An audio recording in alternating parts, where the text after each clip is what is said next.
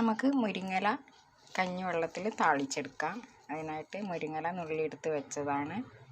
ഇത് എങ്ങനെയാണ് താളിച്ചെടുക്കാമെന്ന് നമുക്ക് നോക്കാം.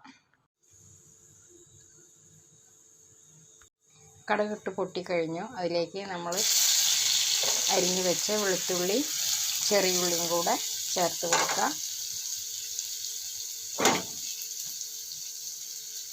ഒരു ടീസ്പൂൺ ഉപ്പും കൂടെ ചേർത്ത് കൊടുക്കാം.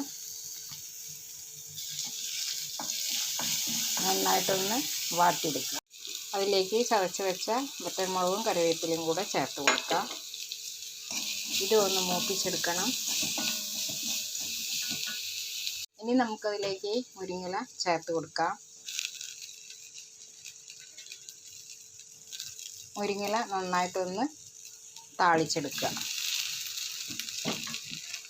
ഇനി കഞ്ഞിവെള്ളത്തിൻ്റെ തെളിഞ്ഞ വെള്ളമാണ് ഒഴിച്ച് കൊടുക്കേണ്ടത്. കുറച്ചധികം നിന്നോട്ടെ.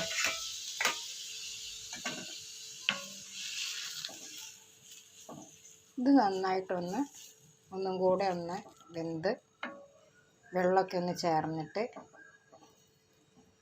നല്ലൊരു മുരിങ്ങയില താളിച്ചതായി കിട്ടും. മുരിങ്ങയില താളിച്ചത് ഇവിടെ റെഡി ആയിട്ടുണ്ട്. നല്ല ടേസ്റ്റിയാണ്. എരിവും ഉപ്പും ഒക്കെ ചേർന്നതാണല്ലോ. അപ്പോൾ ഇത് കറിയിൽ ഒഴിച്ച് കഴിക്കാൻ നല്ലതാണ്. നിങ്ങൾ മുരിങ്ങേൻ്റെ ഇല കിട്ടിയാൽ ഇതേപോലെ ചെയ്ത് നോക്കുക.